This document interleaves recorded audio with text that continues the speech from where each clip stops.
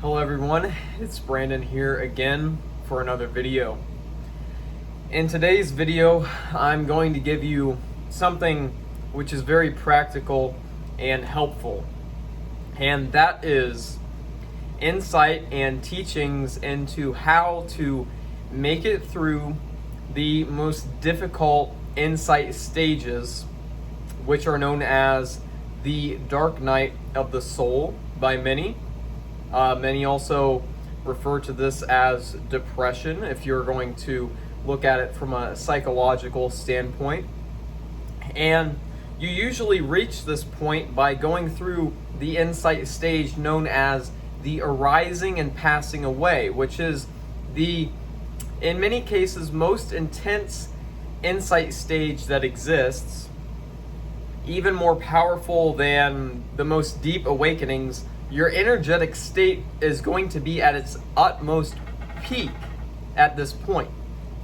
And that's in the arising and passing away. That's when most psychic energies come. That's when most of the powers and other abilities come. And this is what leads you to the dark night. It is the peak of the temporary insight experiences, which is the arising and passing away. The most energetic, awakened energy coming through you and your chakras, energetic systems, everything is going to max out at this arising and passing away. Even though it might not necessarily be the deepest state that's possible, it is going to be many times the most intense.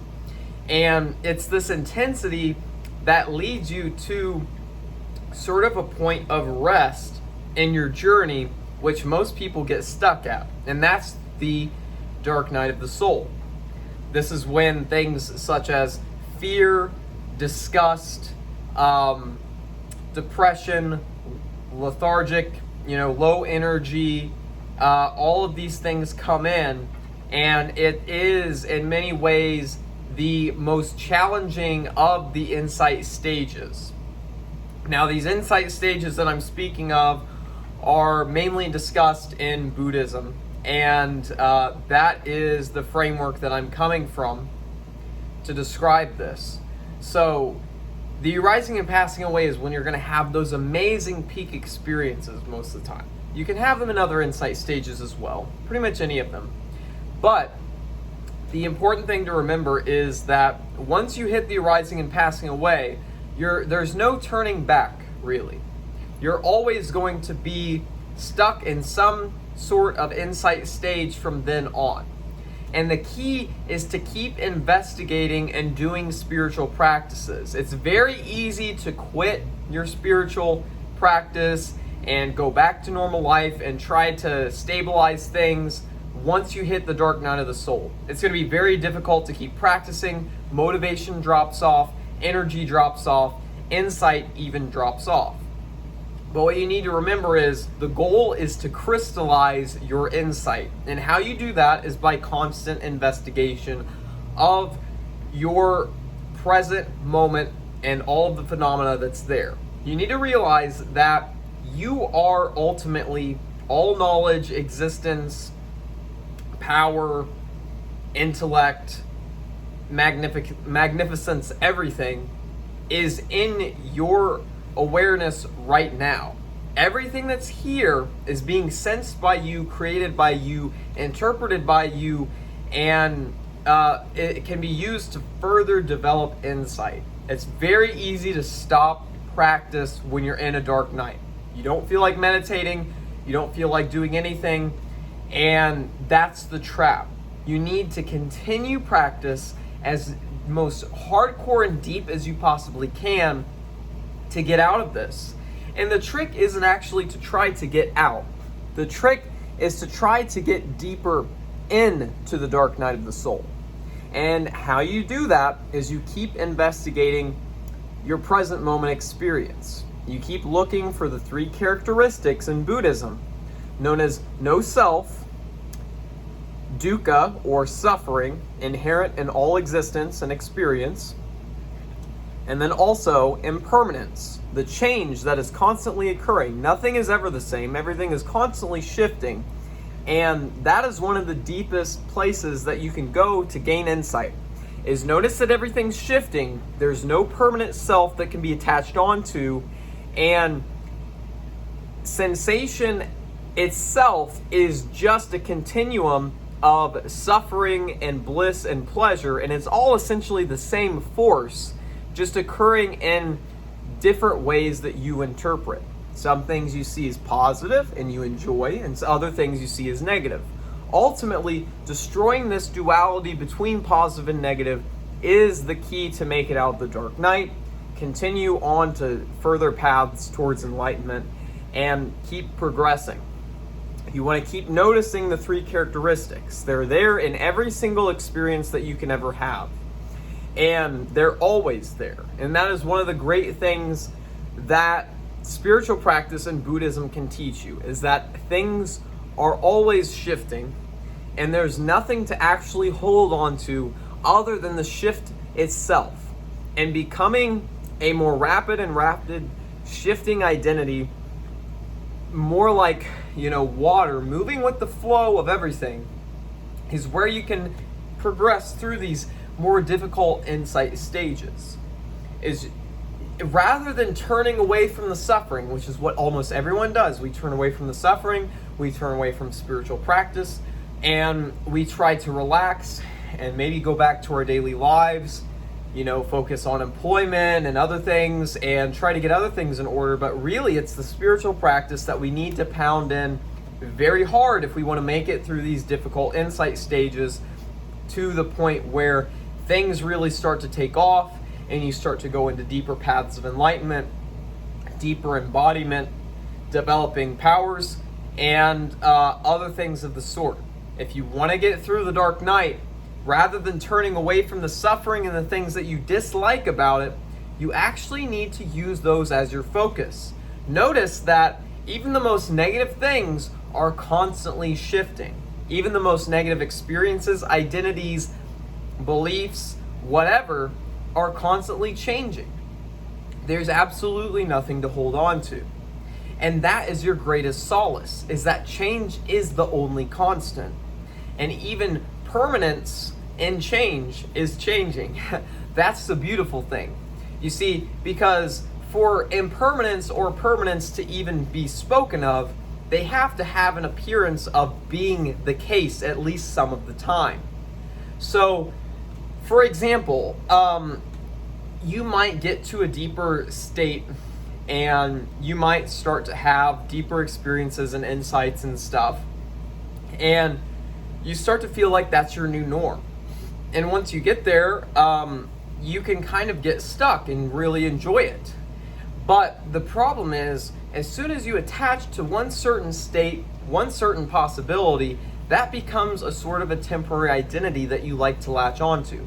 And as soon as that shifts into something else, you start to experience suffering and loss. And when that happens, you're going to want to cling to the thing that was bringing you satisfaction in the past. Those deeper insight stages, those great experiences, the peak of the arising and passing away, different equanimity states, even fruitions, and very deep temporary experiences. You want to attach to these as some type of ideal that's always going to be the case that you can rely on. Ultimately, there is nothing to rely on, and that is the greatest safety, is that change is constant. It's funny, even in science, they describe that, energy cannot be destroyed, it can only change. And when you understand that what you are at your core is just a relational information process between different interpretations of phenomena, such as suffering versus bliss, they're ultimately on the same continuum and are the same force. And once you realize that more and more, you begin to detach from loving one and hating the other. And once that happens, you can begin to become very solid and sturdy in wherever you are.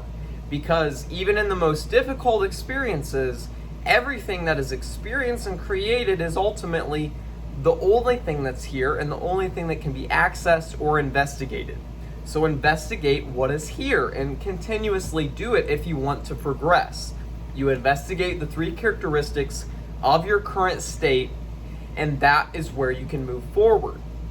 If you don't want to lose the state that you're in, stop investigating. I recently, someone on my Instagram started asking me some questions, and I actually gave them some instruction on how to go from the 5th jhana, boundless space, to the 6th jhana, boundless consciousness. And once they got there, they were like, this feels so constant, I can't even get out of it. You know, how do I maintain this? And I said, well, the best way to maintain anything is to stop investigating it and just let it be. But ultimately, that's not where you want to be. You don't want to be in boundless consciousness forever. You want to be able to be the shift and notice yourself as the shift into all things and everything else. You want to be able to adapt. That is ultimately the goal of evolution, is to become better at adaptation. And really, all of existence is just a process of energy and information adapting constantly in every single moment.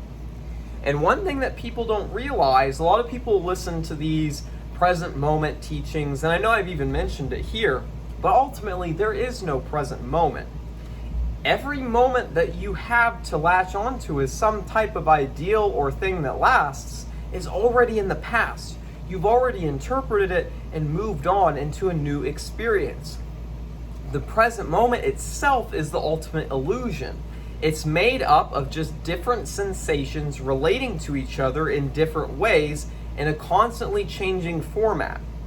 And as these constantly change, you notice that at the smallest, most micro-sensate level, every single little sensation and thing that you can notice in life is both related and completely separate.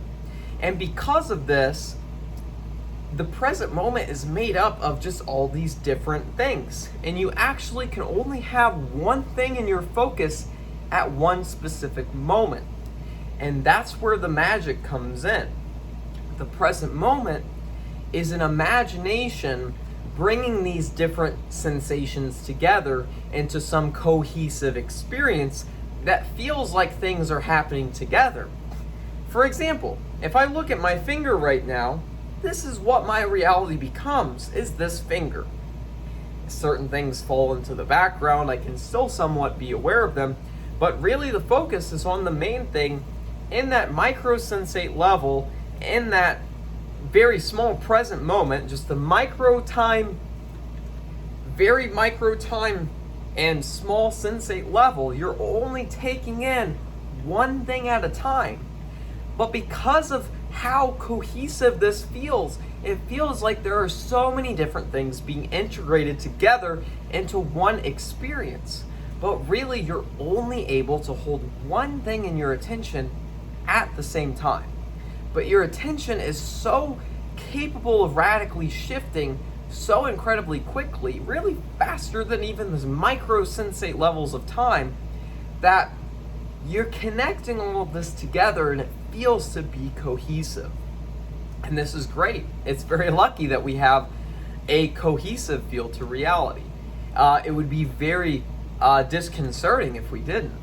If we really were able to notice how things were happening at the micro level in every moment, there would be no cohesiveness. And really, the deeper that you get into awakening and enlightenment, and once you actually become a living Buddha, you realize that, yes, there is nothing to attach onto. There is no self. There is only what is appearing and falling away continuously in front of you. And this is the beauty of it all, is once you get to that level and you can truly call yourself a living Buddha. And I'm not saying that lightly, and I'm not saying that many people have been there, but I am saying that it is possible. They even say that the Arahant, or the fully enlightened human being, one step below the Buddha, they say that the Buddha is the highest, and the Arahant is the highest that a human can attain. They say that the Arahant lives for what is known as Parinibbana, which is otherwise a state where basically you fall out of being entirely, in a sense. And it's even questionable if Parinibbana is even possible to some people. It seems to break the rules of the three characteristics, but ultimately, it's the ultimate culmination of them. And I just want to say, if you don't think it's possible for you to be a living Buddha, I ask you the question why it was possible for Gautama Buddha to be a Buddha. What did he have that you do not have? Which of the three characteristics, what of insight, what of truth did he have that is not also inherent to what is happening for you right now? I want you to really ponder that. I want you to really ask yourself why there is some spiritual elite class that you're not a part of. Yet you've probably, if you're watching this video to this point, have had many deep awakenings. You've probably had many good insights. And you probably realize a lot of things that people don't about reality. And I want to ask you why you put these limitations on yourself. Ultimately, Parinibbana, or ultimate reality, where all things fall away and you become cohesively integrated with everything in such a disentangled way that there can be no resistance. This is completely possible. This is not only possible, this is the state that I am talking to you in right now. And I want you to know that absolute liberation is completely possible for you, especially if you're still watching this video. You ultimately have some type of insight and interest that is letting you listen to such a deep communication and not reject it too harshly. You ultimately know somewhere within your being that for liberation to be spoken of, it must also be, at least in some sense, accessible and knowable to you. That's what I posit, is that if there is any awakening possible for a Buddha, there's also awakening possible for you. And there's ultimately no true Buddha nature that is not ultimately inherent within your experience right now.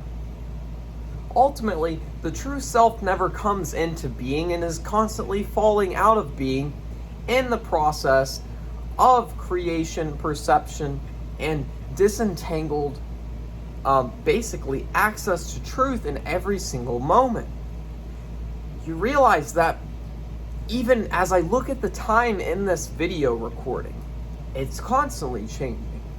Even micro moments within each millisecond are changing within this. And only one thing, like I said, can truly be perceived at one moment. That's the beauty, is the change. And true full awakening is deepening yourself enough to become the constant change to such a deep degree that there is no longer any possibility of resistance from what is here. You ultimately become whatever is. And whatever is constantly changing, evolving, and growing. And that's what you are at your deepest core. So if you want to escape the dark night of the soul, don't turn away from the deep and difficult aspects of it. Actually turn into them. If you have fear, investigate the fear. Look into it and learn from it. If you feel disgust or depression or lethargic, fall deeper into it. Do spiritual practice. One of my favorite things was to listen to the Tao Te Ching. And as I would do that, I would sit in my bed depressed and just listen to the insights and just soak them in. And as that happened, and as I did that, slowly I came to deeper insight in a very passive and easy way by just listening and integrating the teachings into the experience that I was having. And I realized that there is ultimately no end to spiritual practice once it's begun. Once the first insight happens, it is then a constant snowball process that you have no ultimate ability to stop. You can only slow it down or speed it up. And my suggestion is, if you want to get through the difficult parts of this journey and get to the real good results, you want to speed things up as much as possible while doing it in a safe way. You don't want to go too fast, but you ultimately do not want to slow yourself down too much or you're going to miss out on the results and the fruits of all of the work that you've put into play. So I hope that this helps. Keep meditating, do self-inquiry, even use certain psychedelics and other substances if you need help getting insight and you feel that maybe your brain, the way that it currently operates, isn't helping you in the best way. Ultimately, all of these different things are tools and they can be used to help you and speed things along in a very beneficial and productive way. But I think I've covered enough for right now. If you have any further questions, please let me know. I will soon probably be doing a series on all of the different insight stages in Buddhism, mainly Theravada Buddhism. My favorite resource to pull from is Mastering the Core Teachings of the Buddha, version 2 by Daniel M. Ingram. He's a wonderful teacher, and I actually have recently purchased several copies of his book. If you're interested, you can go to my Patreon. I believe it's Patreon. Just search Patreon Brandon Rowe. If you join there, I will soon be doing giveaways of his books, as I think they're really the most, probably the most practical text that you could read to actually move forward in insight in a fast and productive way. So I will be doing giveaways of his book rather frequently to help my students and different people who listen to my teachings move forward.